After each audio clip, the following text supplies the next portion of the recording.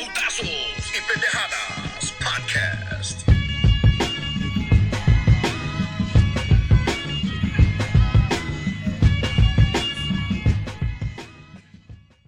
Mbilli defeats Derevyanchenko by unanimous decision. This was going to be a big test for Christian Mbilli. He's a power punching 168 pounder trying to move up the ranks. Yes, he has his eyes on Canelo, as does everyone at 168 pounds. What were your views on the fight? I liked it. I enjoyed the fight. It said a lot. It said Mbilli needs a lot more there to not be able to take out an older opponent like Derevyanchenko, and has been there with some of the greats. But with one arm, Mbilli should have been able to figure out a way to take him out. He should have knocked out Derevyanchenko with one arm at his age. But also it tells me, Derevyanchenko still has it. And if he had that other arm, he may have beat Mbilli and possibly have gotten another shot. I personally was rooting for Derevyanchenko as I was for, Conceicao the other day. I was kind of matching their careers together. Conceicao, and I could see that. Yeah, he finally got it. And this was a big one for Derevyanchenko. And it would have been kind of like I finally got it moment for a big fight, but it would have definitely given him another chance at a title match. So it tells me that he still got it. Hopefully he comes back with that arm. Maybe they get the rematch. Maybe they get a rematch, but I don't know. I think Mbilli is a young star that they're trying to push, and they'll probably put him on with somebody like a Munguia or something. But I loved it. Derevyanchenko is always in a great fight, and he's always giving us a spectacular performance. I feel bad for him. I really do. But hopefully it turns out better for him next time. Mbilli is one of those action fighters, man, and those are always welcome in boxing. But he looked really vulnerable to me in that fight. He looked like he struggled at times versus, as we said, that one-armed fighter. I'm not sure that he was even aware that Derevyanchenko was hurt. It kind of looked to me like he didn't even know that Derevyanchenko was only using one arm. Hard to imagine. Pretty sure at some point it dawned on him, but it just seemed to me like he didn't notice. I still want to see Mbilli versus other top 168 pounders like Munguia and Caleb Plant. Munguia is the fight mark that we brought up in our last video. I think that's still going to be a good fight. I actually favor Munguia in that fight. As for Derevyanchenko, I expected him to upset Mbilli. I was telling all the guys in our chat with Los Tres Chingones, I put money on Derevyanchenko to win. I didn't believe in Mbilli's resume, but it's just unfortunate that Sergey had hurt his left arm in the second round. But that man did not want to quit. He pushed through it. He fought a bigger power puncher with one arm so he could see the final bell. What about the decision to let Derevyanchenko continue the fight? There's a lot of criticism. I saw people online, even Tim Bradley during the fight telecast was criticizing Derevyanchenko's corner. Did you agree with the corner letting the fight continue?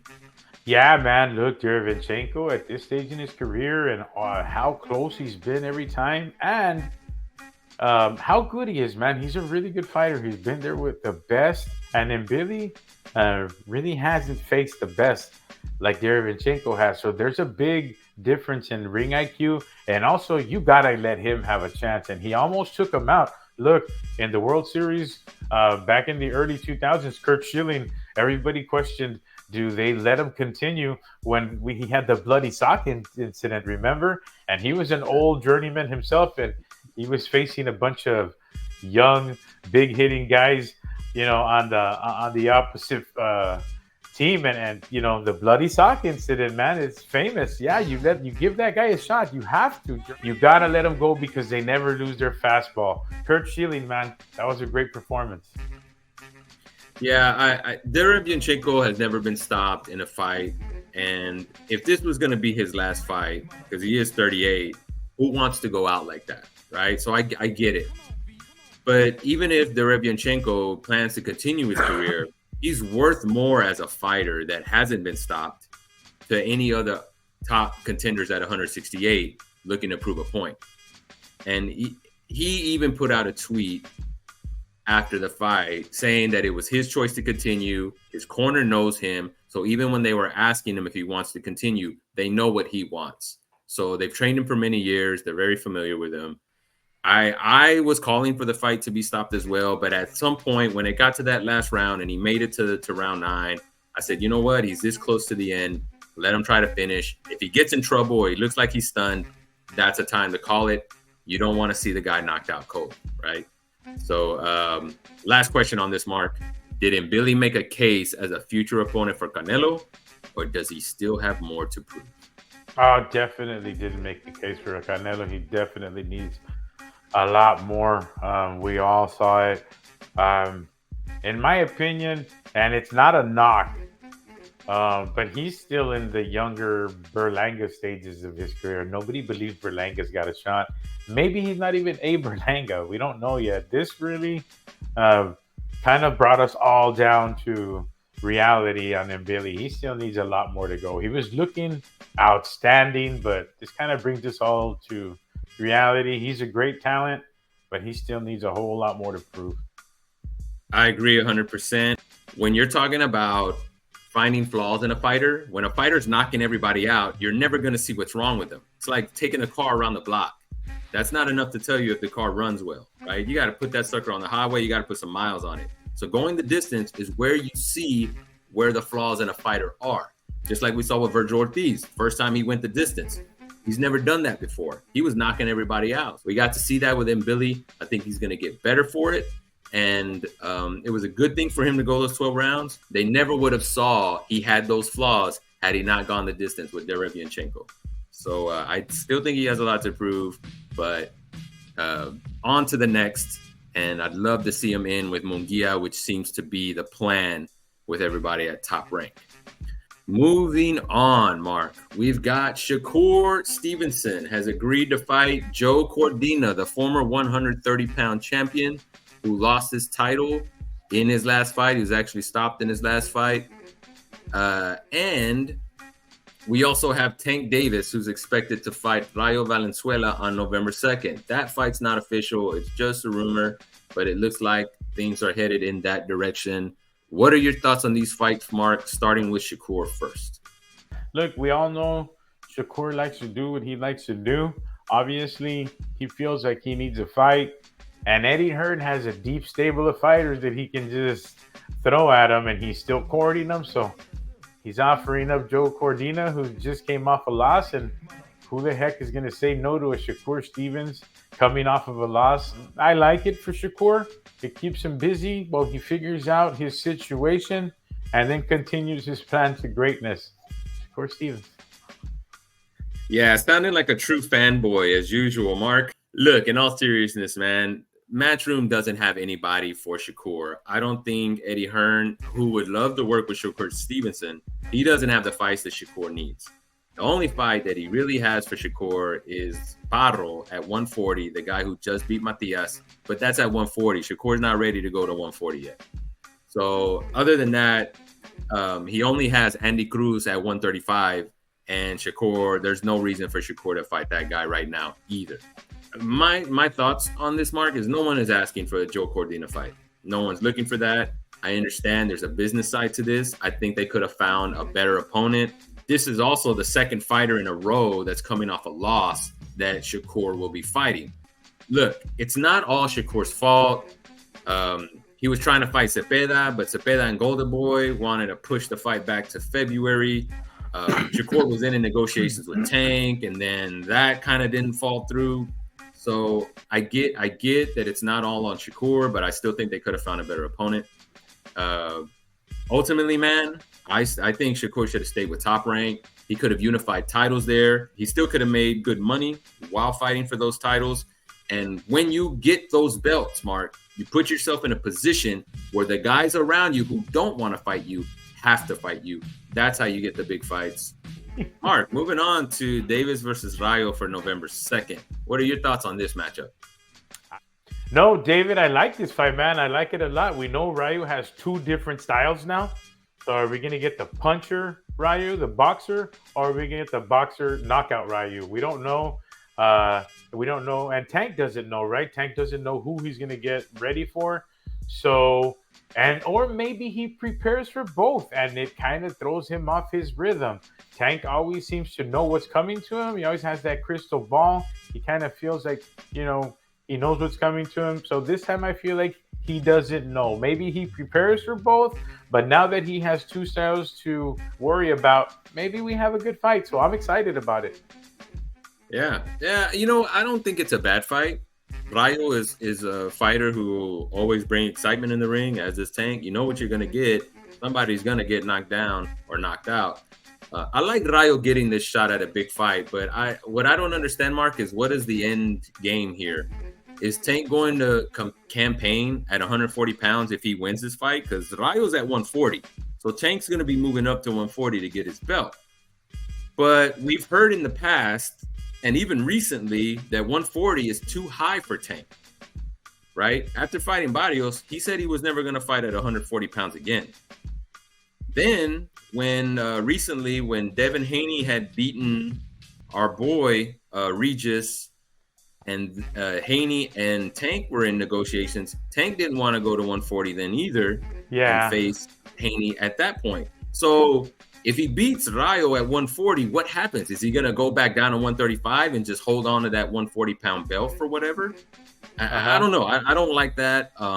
He has fights at 135 pounds that he can make if he wanted, but he's not making them. I know that he tried to make them with Loma, and that fell through. That wasn't on Tank. That was on Loma.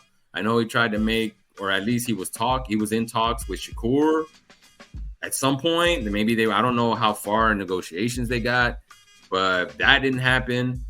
And now he's joining the 140-pound division. And I think he has unfinished business at 135 pounds. I don't think he's serious about campaigning at 140. So I don't know. This fight just kind of seems like a waste of time for me. It's like another title grab, similar to what he did with Barrios. He just wants to grab the belt at 140 pounds and then never really defend it there. Moving on to our last topic. Hearing some interviews from Turki Al-Sheikh, it appears that Crawford versus Ortiz is not in the plans. Just reading some quotes from Turki Al-Sheikh, Mark, he doesn't think Crawford will take the deal for an Ortiz fight. He only wants Canelo next. Do you think Crawford beating Madrimov was enough to get the Canelo fight? Because that's what it kind of seems like to me. I think he did. And I think if he would have beat him in a real convincing manner, maybe a crazy knockout, it would have been enough. But he barely got by, and he got beat pretty good doing it. So I think that killed the Canelo fight itself. And Madrimov really did well against Crawford. So Madrimov doing so good against Crawford actually just completely killed it. But David, I think the real question here is, did Madrimov retire Crawford? No, I don't think he retired Crawford. I do think, though, he made Crawford second guess the run at 154 pounds. Yeah. Right. Crawford was very confident that he was going to beat Madrimov. He respected Madrimov from the start. He always said it was a good fighter, but he got hit a lot more versus Madrimov than he has in a while. I haven't seen him get hit that cleanly. And, Madrimov is a solid, natural 154-pound fighter.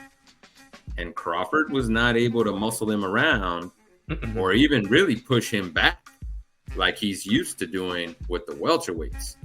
So there's that aspect of it, Mark. I don't get the logic. I didn't think he looked great against Madrimov. He did win the fight, but he fought very cautiously. And I don't know how that proves to us that you're going to go in and challenge the best 168-pounder right now, Canelo Alvarez. Yeah, I honestly think Crawford is serious about retiring, and I'm just joking around there about Madrimov retiring him, but I really do think he kind of made him think about, man, at 154, do I really want to get ready for an Ortiz and do everything it has to take to get ready for a 154-pound Ortiz, or do I just want to maybe get the Canelo fight? Like, it probably had something to do with his decision there, but After seeing that, though, I think it was a combination of everything. More what you're saying, a la Chic, and all the misunderstanding. Maybe they just have misunderstanding between cultural, the way they both are Mexicanos and Arabs. I don't know, but there is a lot of misunderstanding there. I think in miscommunication. So, Mark, is Crawford missing out on an opportunity to unify 154 and become a three-time undisputed champion? I think he's 36 years old, and he sees that it's going to take 2 or 3 fights to do that at the 154-pound division, where he found out how hard it is, and I don't think he wants to go through that. I don't know that Crawford owes anybody anything. I mean, he's paid his dues. He had a long career. He's two-time undisputed champion in 2 different weight classes. I mean, that's more than many fighters could ever accomplish in 2 careers. He's done it in 1. That's a good point too. It's fair game. If he had retired after the Spence fight, would anybody be crying foul? No, right? I mean, we could understand him going off on that note. But, Crawford's definitely a Hall of Famer. Crawford can also say, you didn't deliver Canelo, I'm out. Yeah, it could be that. But Crawford is a Hall of Famer. He's invested his money well. He really doesn't need the money. No one will ever say no to more money. But we're talking about an undeniable legend here. If he were to become undisputed in 3 weight classes, that's something that I don't know if anybody will ever accomplish. The only guy who's really probably a threat to accomplishing that is Inoue. And that doesn't look like it's going to be easy either. That's not a gimme. So Crawford could make history that no one else will be able to make for a very long time. And he could do it in 2 fights. That's a big ask. I truly believe. I don't know. It's not that big of an ask if you think about it. I truly believe that he took a beating in this fight. This was a really hard fight. It was hard on his body. And to do that again at 36 years old, that's a big ask. He probably went through the most physical battle of his career against Madrimov, and a damn good Madrimov. I mean, this is a big ask, dude. 36 years old. That's a big ask. He's going to be 37 by the time these fights happen. That's not right. He's not gonna. He can't do that, man. He can't do that. And I think he realizes it. Maybe. Okay, so then the plan had to be to fight Canelo right after Madrimov. Had to have been. Maybe things are different after the Madrimov fight. That was a hard fight. You could see it in his face when they were taking the gloves off. In particular, when they're taking the gloves off, you could see the pain in his face, like a look on Crawford's face that we've never seen. Like, man, like he went through a battle. I had never seen him look like that. Like he when they were taking his gloves off, if you go back and you see his face, you could see a man that just went through a war. And I don't know. It's too much to ask, I think. Well, Mark, that's it for this video, man. We are out. We will be back, as always, keeping you guys updated with the latest boxing news and recaps. Mark, hit him with that 3-piece. Like, comment, and subscribe, people. We'll see you next time.